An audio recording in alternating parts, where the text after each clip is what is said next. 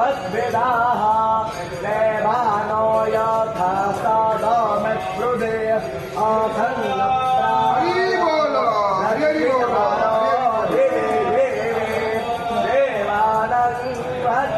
देवानङ्गत्रास्मातर्नो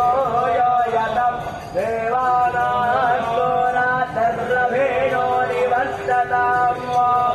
देवानात्मो सखियामुपासे दिवा वयं देवानो आयो प्रतिरन्तो जीवसे आनकोर्भोजादिविदाहो महे वयं भगं मित्रमदेजं गच्छामस्थितं हरिहरमाणं वरुणकुस्सोमस्तेन सरस्वतेनास शुभोगामय संवरुणकुस्सोमस्तेन